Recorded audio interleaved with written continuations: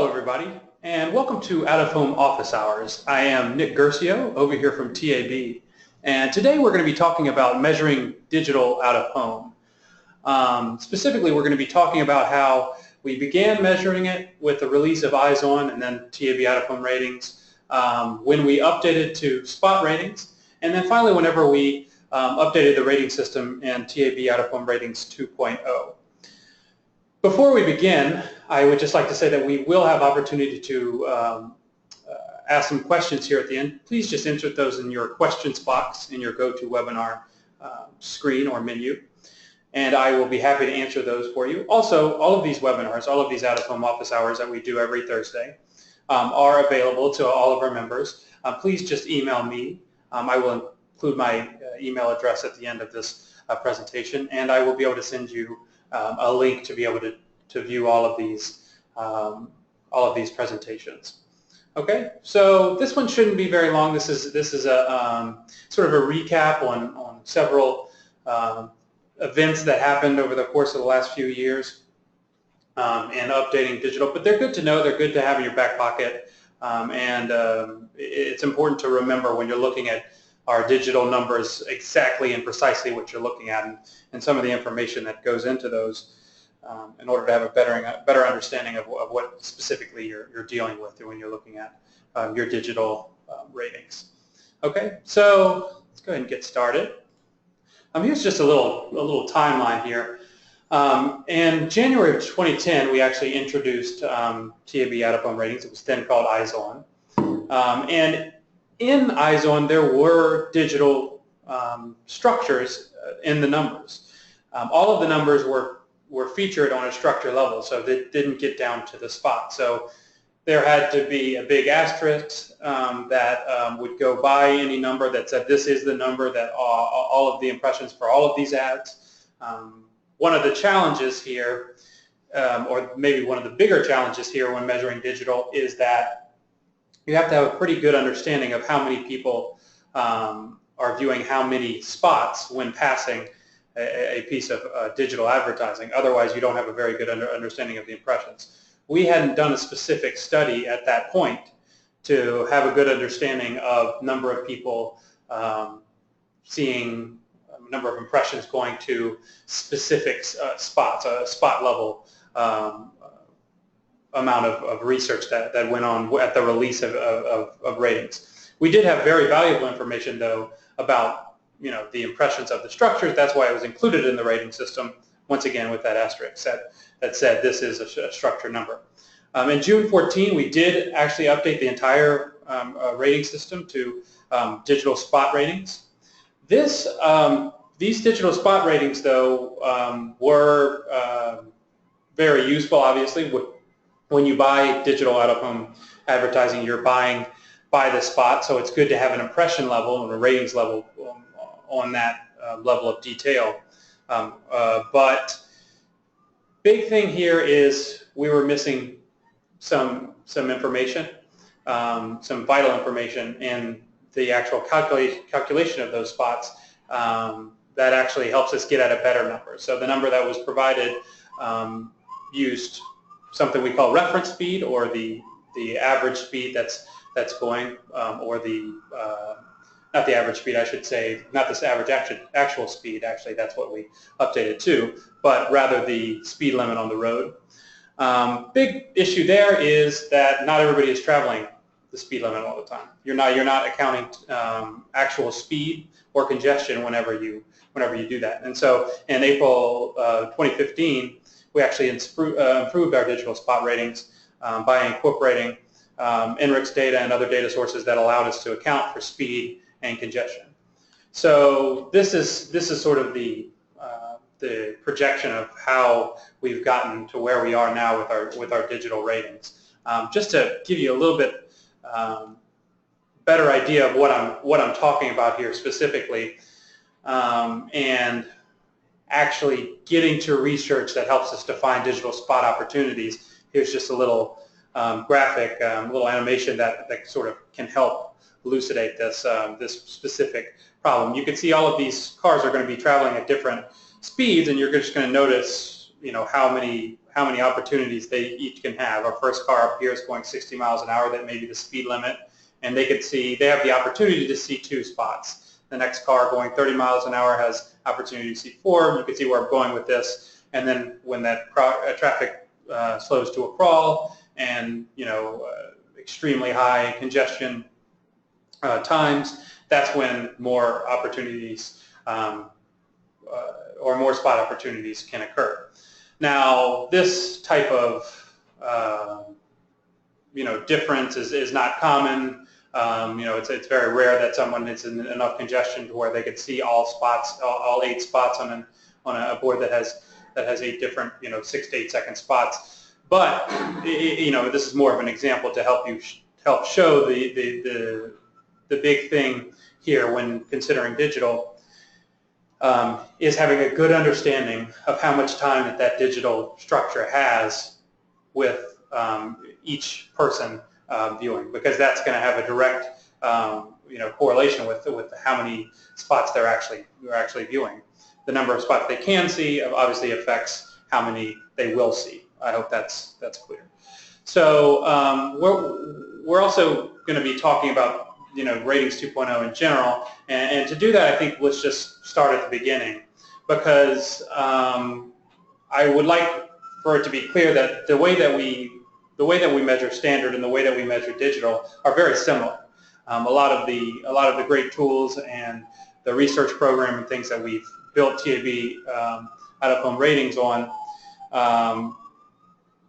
in measuring standard also apply to digital. And conversely, the speed and congestion data that we have now incorporated for our digital ratings also influenced the numbers for our standard as well, because we actually are accounting for speed and congestion. Now, there was a slight bump to virtually, most of our inventory, even our standard inventory, because you have longer opportunities, longer contact zones or times with the ads. It increases the ability to actually notice that ad, etc. So that's an important note as well, that with Ratings 2.0 and actually incorporating congestion data, we saw a bump for our standard impressions as well. But also, maybe more importantly, and certainly why this was pursued so actively and so relatively quickly, was because we needed to account for the way people are actually interacting with digital spots in a much more accurate and more real-world sense. So to start at the beginning, the way we measure digital, the way we measure all of our panels is to measure its circulation, to measure the demographics of the particular inventory. This is established pretty well on our website. You can see other webinars to get actual specific information about how we measure circulation and demographics. But we can see also the geo-positioning of our out-of-home units is huge here. This is a very important part of our VAI, our visibility adjustment indices, that help us assign a visibility score to each of our units and our entire database. So we have very accurate measures of all of these different types of position, distance to the road, angle to the road. All of these, our database is filled with this type of information for each particular panel. So from there, we actually incorporate dwell time, which is what we call the amount of time people are within a display's contact zone. So to get dwell time accurately, which is what we would need to know how many spots do people have the opportunity to see on a digital.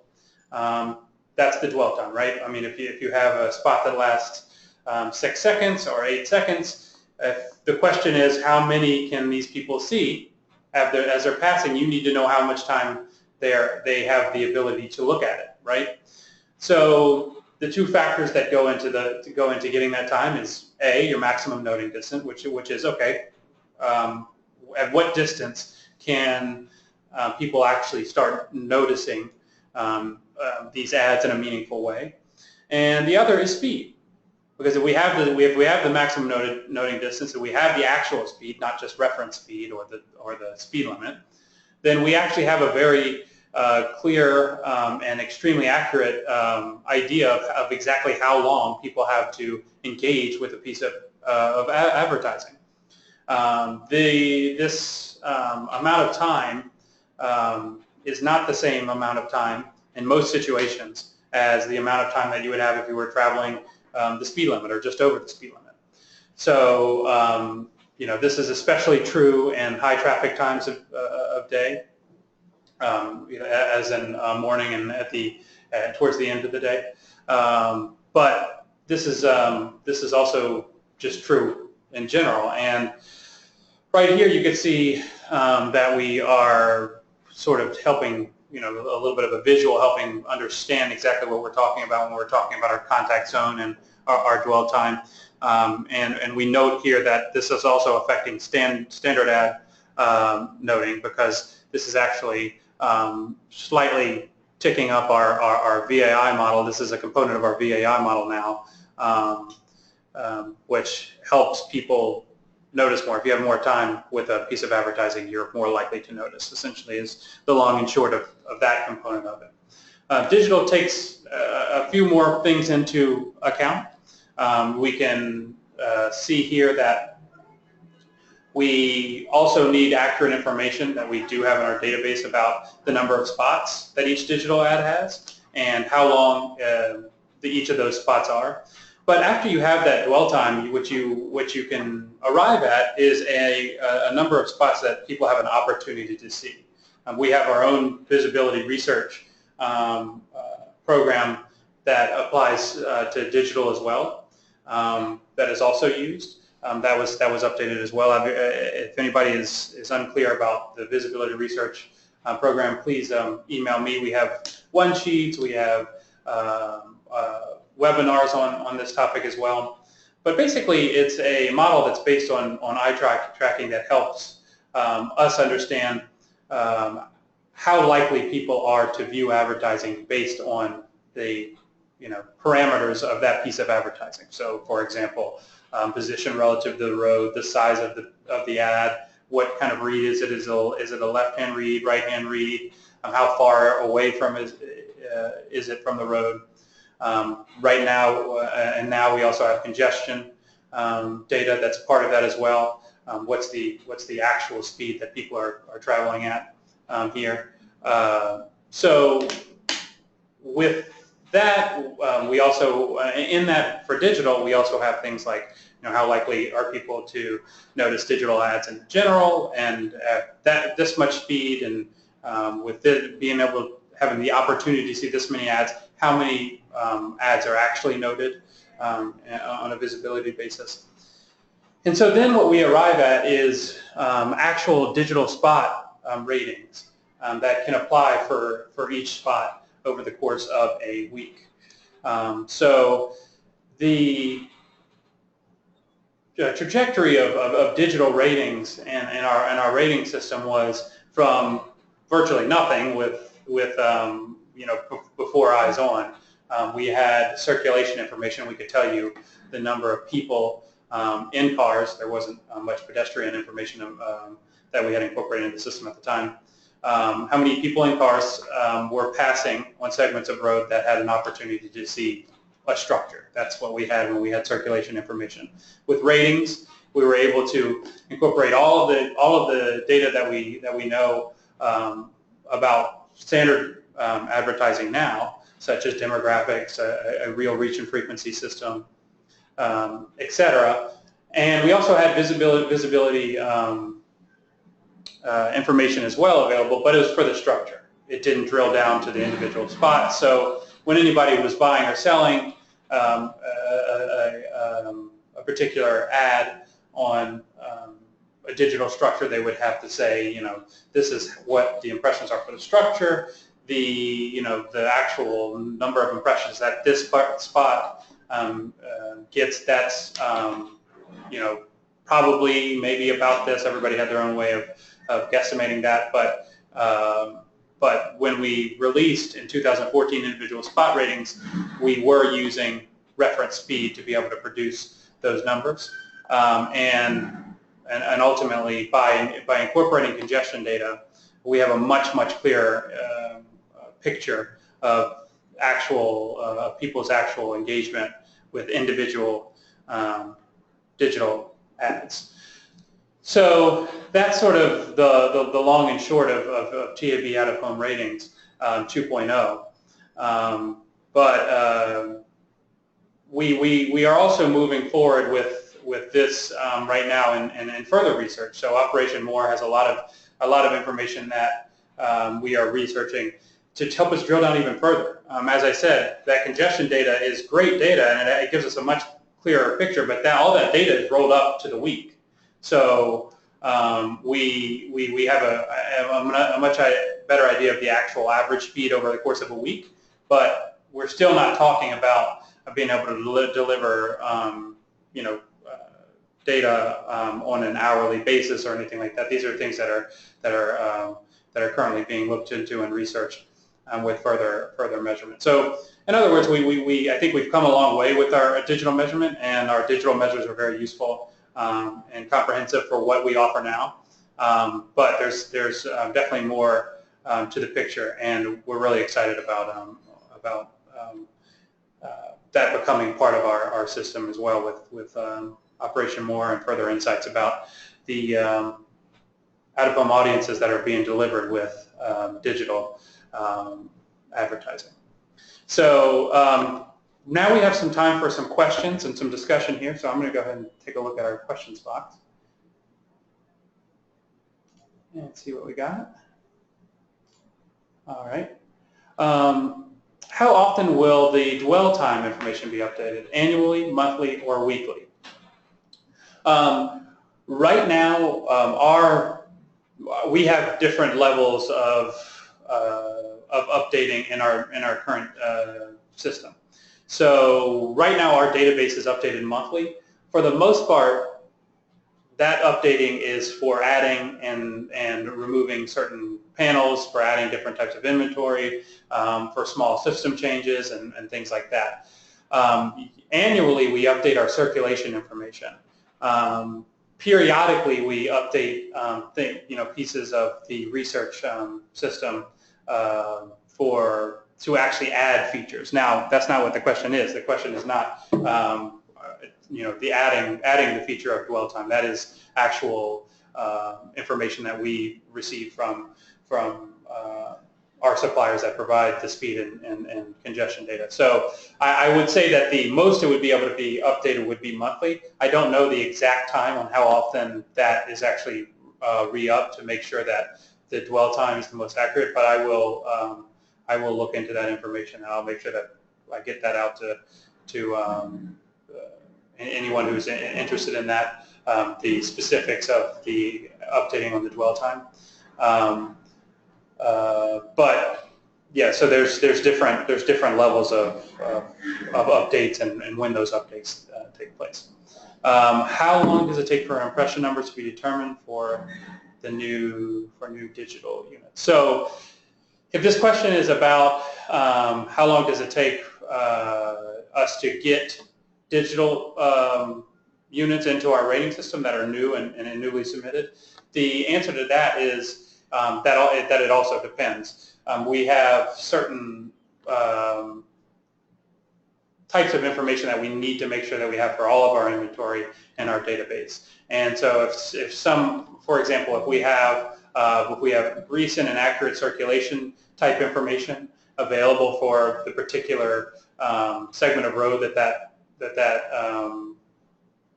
digital will be located on, that the process is quicker. But the process now, and then the short end can be a month, and on the long end can be a couple of months in terms of adding new inventory. But the short answer to that question is no longer than any other inventory that's submitted. Okay. So our next question is, the example was 3 spots per digital display. Is that the average number of spots per digital, or is that just an example? Yes, everything I showed here was just an example.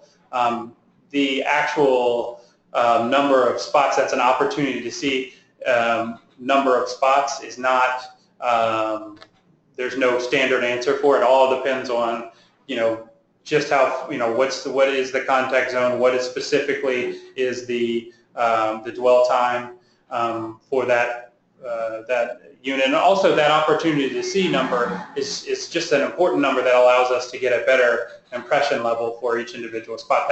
That opportunity to see number in terms of how many people, how many ads, how many spots are people able to see, have an opportunity to see on a pass is not a number that's featured anywhere in our database, I should say.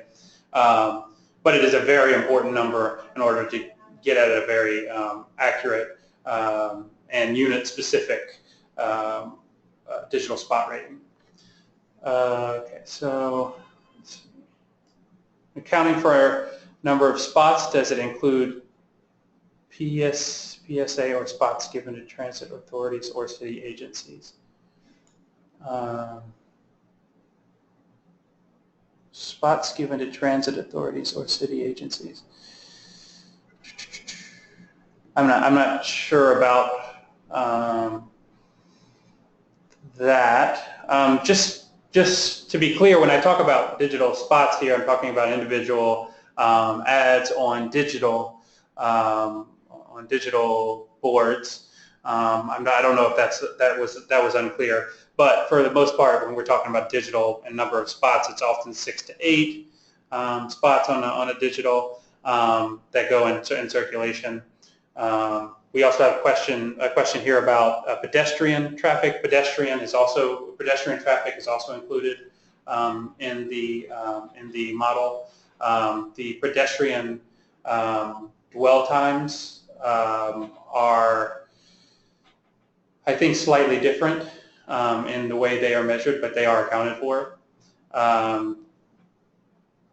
Do we currently have access to dwell time information? So this is a good question.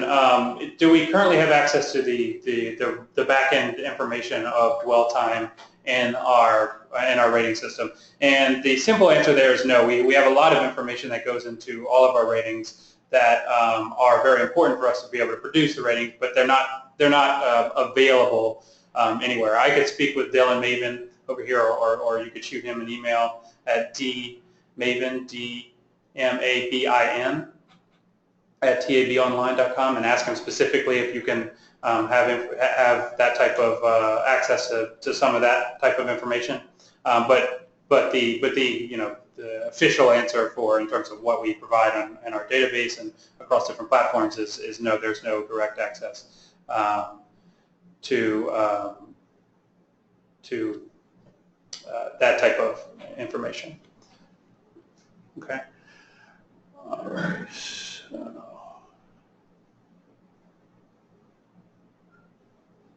All right, and great. I have another question here about digital urban panels. That's a very specific one to that specific type of inventory that I'm not sure of. So I don't want you to think I'm ignoring you on that question. So please email me. I will also connect you with Dylan as well on that particular question. There are a lot of different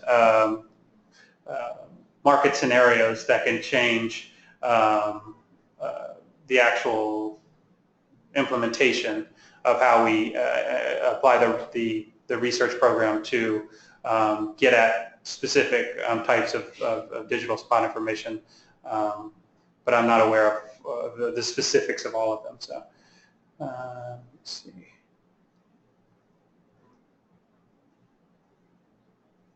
And then another question I have here are the updated digital impressions with dwell time available in TAB now?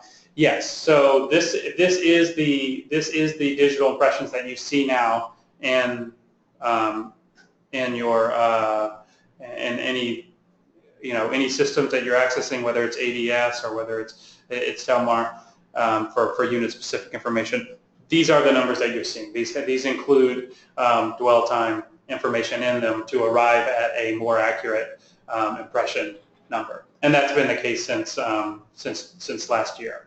But once again, this is a webinar for us to recap a little bit, to make sure that we all have an understanding of specifically what goes into digital. I have a couple other questions here about different types of formats. Upcoming formats, I don't have any information on at this time. I can tell you that we have a lot of different formats that are being considered right now and being added or considered for addition to the rating system. And as we get information on specifically which formats we're going to be updating, we'll be able to provide that to you.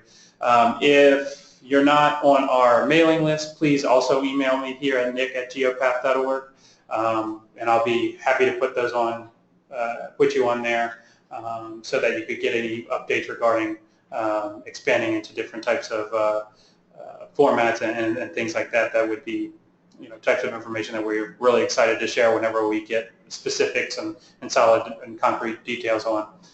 So let me see if we got any more questions here. All right. Okay. Yeah, that looks like that's it. Okay, great. Well, thank you so much for joining me here today.